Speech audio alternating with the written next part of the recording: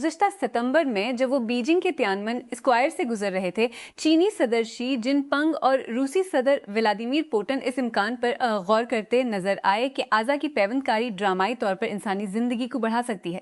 انسانی اعضاء کی مسلسل پیوند کاری کی جا سکتی ہے۔ آپ جتنی دیر زندہ رہیں گے، آپ اتنے ہی کم عمر ہوں گے اور یہاں تک کہ امرت حاصل کریں گے۔ پوتن کے ترجمان کو یہ کہتے ہوئے سنا گیا۔ پولیس نے کہا ہے کہ جنوبی اسپین میں ایک 25 سالہ نوجوان شی کو اس کے والدین کو قتل کرنے اور 4 دیگر کو زخمی کرنے کے شبہ میں گرفتار کیا گیا ہے۔ حکام نے بتایا کہ گولی باری کی اطلاع مقامی وقت کے مطابق 23:22 BST پیر کو المریہ کے قریب الایجیڈو کے چھوٹے سے قصبے میں ہوئی۔ حکام اور ایک کرسچن ایسوسی ایشن نے کہا ہے کہ مسلح افراد نے گزشتہ ہفتے نائجیریا کی جنوب مغربی ریاست اویو میں کئی اسکولوں کو نشانہ بنانے والے حملے میں 39 طلبہ اور 7 اساتذہ کو اغوا کر لیا۔ حکام نے پیر کو بتایا کہ حملہ جمعے کو اوریرے ضلع کے اہورو ایسنیلے کمیونٹی میں ہوا، جس میں ایک سیکنڈری اسکول اور 2 پرائمری اسکولوں کو نشانہ بنایا گیا۔ پولیس کے مطابق پیر کو سان ڈیاگو کی ایک مسجد میں 2 نوآمر بندوق برداروں نے فائرنگ کی، جس میں 3 افراد کو ہلاک کرنے سے پہلے خود کو ہلاک کر لیا۔ حکام نے کہا کہ سان ڈیاگو کے اسلامک سینٹر پر حملے کی ممکنہ نفرت انگیز جرم کے طور پر تحقیقات کی جا رہی ہیں۔ برطانیہ کے وزیر اعظم کیئر سٹارمر پر اپنی ہی پارٹی کے اندر سے استعفیٰ دینے کے لیے دباؤ میں آنے کے بعد مانچسٹر کے میئر اینڈی برنہم نے شمالی انگلش قصبے ایشٹن ان میکر فیلڈ میں پارلیمانی نشست جیتنے کے لیے اپنے ہی ایک پرجوش منصوبے کا اعلان کیا ہے۔ ان کے حامیوں کے مطابق ستمبر میں لیبر پارٹی کی اگلی سالانہ کانفرنس کے وقت تک وہ سٹارمر کی جگہ لینے کے لیے بہترین امیدوار ہیں۔ جنوبی اور وسطی چین میں شدید بارشوں کے نتیجے میں بڑے پیمانے پر سیلاب اور لینڈ سلائڈنگ نتیجے میں کم از کم 10 افراد ہلاک ہو گئے ہیں۔ چائنا میٹرولوجیکل ایڈمنسٹریشن CMA نے منگل کے روز شدید بارش اور شدید طوفانی موسم کے لیے اورنج ریڈز کو برقرار رکھا، خبردار کیا کہ بھاری بارش کا نظام اپنے مضبوط ترین تباہ کن مرحلے میں داخل ہو گیا ہے۔ سینٹ کی قائمہ کمیٹی برائے قومی ورثہ و ثقافت نے کراچی میں مزار قائد کی ناقص دیکھ بھال، حفاظتی انتظامات اور صفائی ستھرائی کے مسائل پر شدید تشویش کا اظہار کیا ہے۔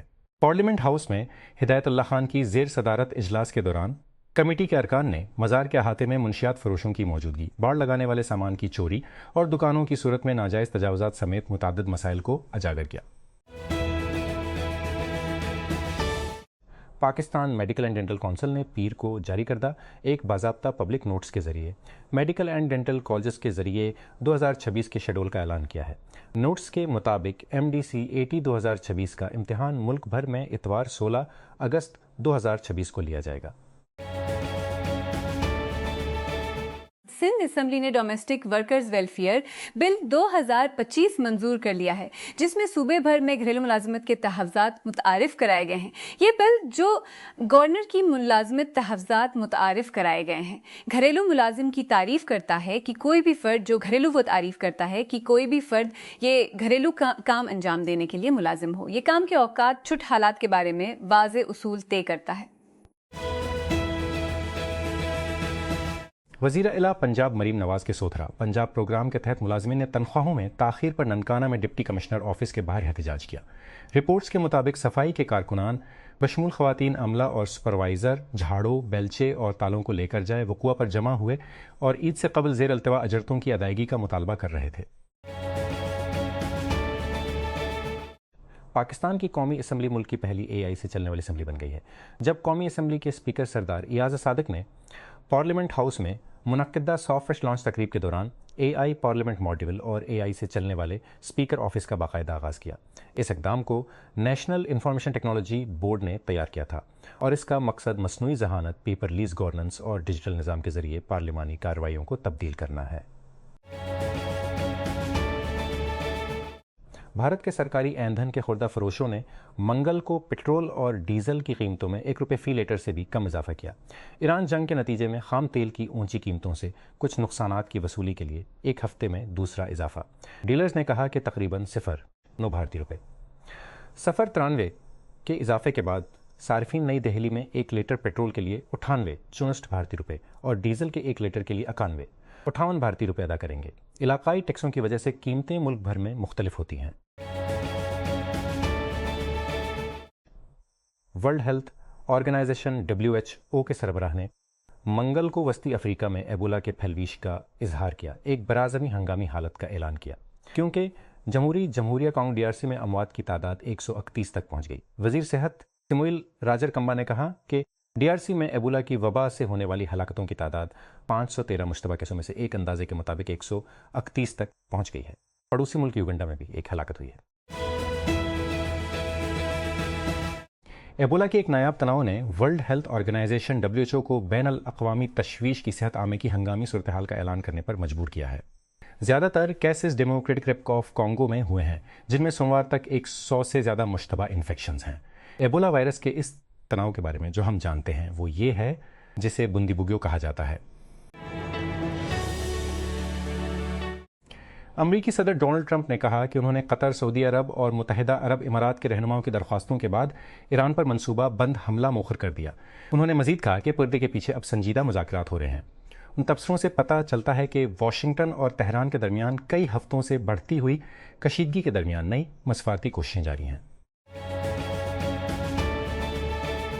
ایک روسی حملے نے یوکرین کے دریائے ڈینیوب کے بندر گاہی شہر ازمیل میں بندرگاہ کے بنیادی ڈھانچے کو نقصان پہنچایا ہے، جو کہ اناج کی برآمد کا ایک اہم مرکز ہے، جبکہ روسی حکام کا کہنا ہے کہ انہوں نے ماسکو کی طرف جانے والے 4 یوکرائنی ڈرون کو مار گرایا۔ سے باہمی حملے جاری ہیں کیونکہ امیل علاقے میں ایک لاجسٹک نکار میں ایک لاجسٹک مرکز ہے جسے اکثر نہیں بنایا جاتا ہے، اور منگل کے اوائل میں اسے نشانہ بنایا گیا۔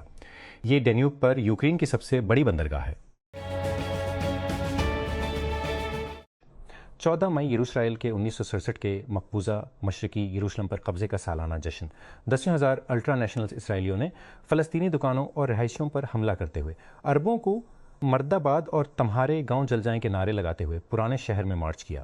انتہائی دائیں بازو کے قومی سلامتی کے وزیر ایتامر بن گویر نے مسجد اقصیٰ کے احاطے میں اسرائیلی جھنڈا بلند کرتے ہوئے اعلان کی کہ ٹیمپل ماؤنٹ ہمارے ہاتھ میں ہے، اس جگہ کے لیے یہودی اصطلاح استعمال کرتے ہوئے، جبکہ ساتھی یہودی طاقت کے قانون ساز یتزا کروزر نے ڈوما فراق مسجد کے سامنے سجدہ کیا کہ مسجد کی تعمیر سے چھٹکارا حاصل کرنے کا وقت آ گیا ہے۔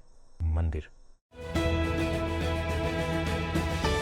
لاس اینجلس کے سوفی اسٹیڈیم کے کارکنوں نے ہڑتال پر جانے کا فیصلہ کیا ہے۔ اگر جون اور جولائی میں فیفا ورلڈ کپ کے میچوں کی میزبانی کے موقع پر وفاقی امیگریشن انفورسمنٹ ایجنٹس کو اس مقام پر تعینات کیا جاتا ہے، یونائٹ ہی لوکل 11 ایک لیبر یونین جو تقریباً 2000 مہمان نوازی کے ملازمین کی نمائندگی کرتی ہے، نے پیر کو وفاقی ضمانتوں کا مطالبہ کیا کہ اسٹیڈیم میں شیڈول میچوں کے دوران امیگریشن انفورسمنٹ کا استعمال نہیں کیا جائے گا۔ بیروت لبنان 9 مئی کو لبنان کے وزیر اعظم نواف سلام نے 2024 میں شام کے دارالحکومت دمشق کا اپنا دوسرا سرکاری دورہ کیا۔ یہ دورہ ایسے وقت میں ہوا جب لبنان اور شام دونوں اپنے علاقوں پر اسرائیلی حملوں اور قبضے کا شکار ہیں۔ تجزیہ کاروں نے الجزیرہ کو بتایا کہ یہ دونوں ممالک کے درمیان تال زد کرتا ہے۔ اس کے بعد کئی فریم ورک کے تسلسل کو بھی نشان پر اپنا سیاسی اور سیکیورٹی اثر و رسوخ استعمال کیا، اور لبنانی گروپ حزب اللہ کی شام کی خانہ جنگی کے دوران صدر بشار الاسد کی فوجی حمایت۔ ذرائع کا کہنا ہے کہ پاکستان کی جانب سے آسٹریلیا کے خلاف آئندہ 3 میچوں کی ون ڈے سیریز کے لیے اس اسکواڈ میں بڑی تبدیلیاں کیے جانے کا امکان ہے۔ اس حوالے سے حتمی مشاورت جاری ہے۔ سیریز کا آغاز 30 مئی کو راولپنڈی میں ہوگا، جبکہ بقیہ 2 میچز 2 اور 4 جون کو لاہور میں کھیلے جائیں گے۔ سپریم کورٹ نے گائیڈ لائنز کا ایک جامع سیٹ جاری کیا ہے، جس کا مقصد درخواستوں کے معیار کو بہتر بنانا، یکسانیت کو یقینی بنانا اور پاکستان کے بہر ٹرائل کورٹس میں سول جسٹس کے انتظام کو مضبوط بنانا ہے۔ جسٹس شاہد بلال حسن کی طرف سے لکھے گئے 26 صفحات پر مشتمل فیصلے میں عدالت ازمائے ان اصولوں کو سول پروسیجر اور لا کالجوں میں قانون کی مسودہ کے کورسز میں شامل کرنے کی ضرورت پر زور دیا تاکہ مستقبل کے وکلاء کو بہتر طریقے سے تیار کیا جا سکے۔ ویبو ٹپسٹر کے ایک نئے دعوے کے مطابق سامسنگ اگلے سال اپنا Galaxy Z Flip line up بنانا بند کر سکتا ہے۔ رپورٹس میں بتایا گیا ہے کہ سامسنگ کا اگلا گلیکسی ان پیکڈ ایونٹ 22 جولائی کو متوقع ہے۔ ایونٹ میں 3 فولڈیبل فونز سامنے آ سکتے ہیں، جن میں regular Galaxy Z Fold 8، Galaxy Z Flip 8 اور ایک نیا گلیکسی زیڈ فولڈ 8 وائڈ شامل ہے، جو کہ ایک وسیع فولڈیبل ماڈل کا عارضی نام ہے۔ تفصیلات کے مطابق حالیہ انتخابات کے دوران 13 رکنی ایگزیکٹو کمیٹی کا انتخاب کیا گیا۔ بعد ازاں نو منتخب ایگزیکٹو کمیٹی کا خصوصی اجلاس کلب کے سابق صدر ڈاکٹر ندیم نعیم کی رہائش گاہ پر منعقد ہوا، جس میں اہم عہدیداروں کے انتخابات کرائے گئے۔